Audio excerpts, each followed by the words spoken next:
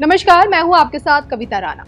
देवभूमि में आई जल प्रलय में देहरादून का टपकेश्वर महादेव मंदिर हो या फिर माल देवता का दिव्य धाम, देखते ही देखते हिंदुओं के ये तीर्थ जलमग्न हो गए। बादल फटने से सोचे बरसाती नालों ने ऐसा उफान मारा कि चारों तरफ आज तबाही दिख रही है। लेकिन क्या आप ये बात जानते हैं कि देवभूमि पर बरस रही आसमानी आफत का प्रकोप प्रभु जगन्नाथ को भी झेलना पड़ सकता है। भविष्यवाणी का पुराण के अनुसार मौत का तांडव जगन्नाथपुरी धाम में भी देखने को मिलेगा और मंदिर की चौखट से लेकर गर्भगृह का जलमग्न हो जाना निश्चित है। लेकिन इन दावों की सत्यता क्या कहती है, ये समझने के लिए देखिए धर्म ज्ञान।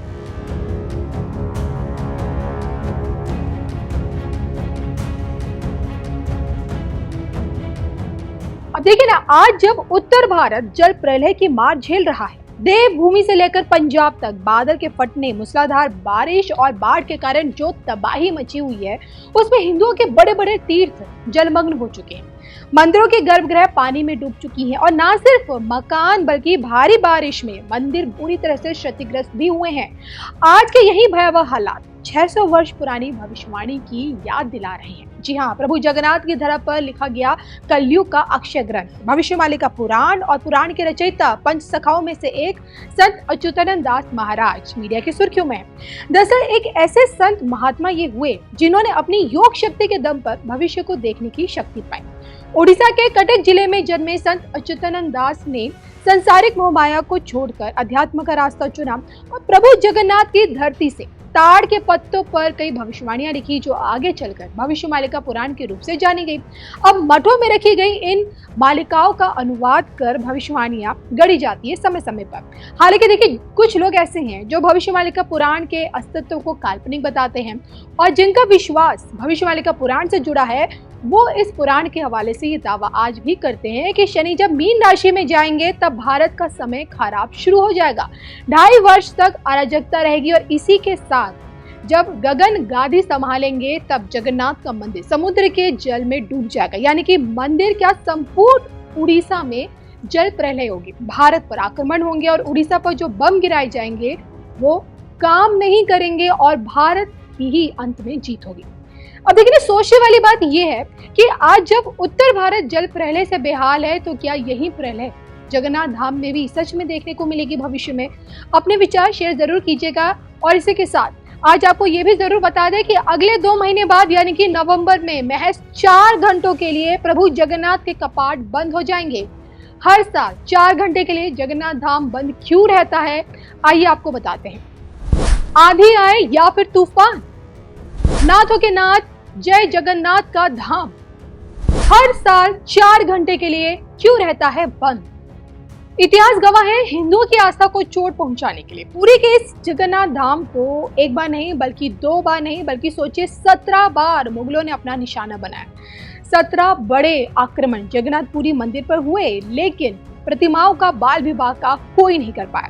आज की तारीख में हजारों भक्तों से बाबा जगन्नाथ का दरबार फटा रहता है। लेकिन क्या आप ये बात जानते हैं कि एक दिन ऐसा भी आता है जब 4 घंटे के लिए प्रभु जगन्नाथ को देखने की सख्त मनाही होती है, या फिर यूं कहें कि हर साल 4 घंटे के लिए मंदिर के कपाट बंद हो जाते हैं। देश के राष्ट्रपति हो, देश के प्रधानमंत्री हो, इन 4 घंटों में किसी को भी भगवान जगन्नाथ के दर्शन करने की इजाजत नहीं मिलती है। 4 घंटे के लिए बंद होते हैं मंदिर के कपाट, निभाई जाती है त्रिमुख श्रृंगार अनुष्ठान। क्या पीएम मोदी और क्या राष्ट्रपति मुर्मू, कोई नहीं कर पाता जगन्नाथ के दर्शन। यूं तो देखिए, जगन्नाथपुरी मंदिर से जुड़ी मान्यताएं, अनेक परंपराएं हैं, लेकिन एक परंपरा ऐसी है जिसे सदियों से निभाया जाता है।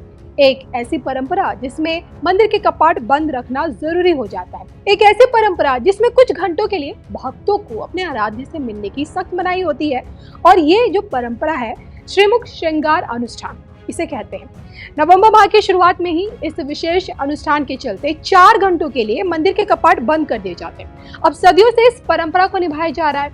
इस अनुष्ठान के मुताबिक देवताओं की मूर्ति को ताजा रंग लगाया जाता है। त्रिमूर्ति के विभिन्न नीतिकांति को पूरा करने के बाद महाप्रभु की बनकली नीति की जाती है। और इसमें सोचिए मंदिर से जुड़े सेवयत, हिंगलूम, हरिताल, शंख, कपूर, केसर, अन्य सामग्री जो कि अनुष्ठान में जिनका इस्तेमाल होता है वो सब इसमें मौजूद होते हैं। और इसके बाद इस अनुष्ठान को पूरा किया जाता है और जैसे ही अनुष्ठान संपन्न होता है 4 घंटे के बाद प्रभु जगन्नाथ के कपाट खुल जाते हैं भक्तों के लिए। तो इस तरह से हर साल 4 घंटे के लिए सही लेकिन प्रभु जगन्नाथ का दरबार और उनका दिव्य धाम भक्तों के लिए बंद रहता है। महाप्रभु हमारे लिए आराध्य भी है, प्रेरणा भी है और महाप्रभु के आशीर्वाद से श्री मंदिर से जुड़े विषयों का समाधान भी हो गया है। मैं मोहन जी और उनकी सरकार का अभिनंदन करता हूं कि उन्होंने करोड़ों करोड़ों भक्तों के निवेदन का मान रखा।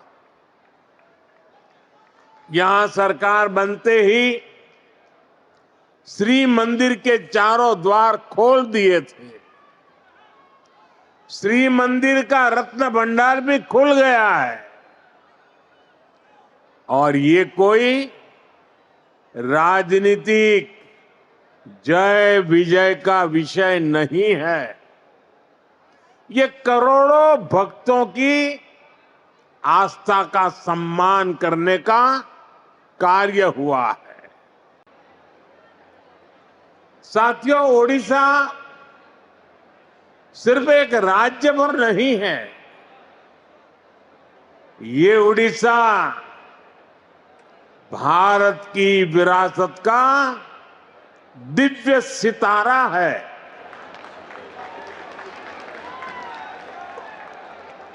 ओडिशा सैकड़ों वर्षों से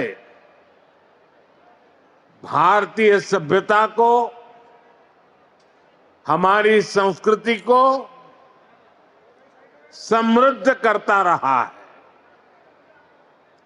इसलिए आज जब विकास और विरासत का मंत्र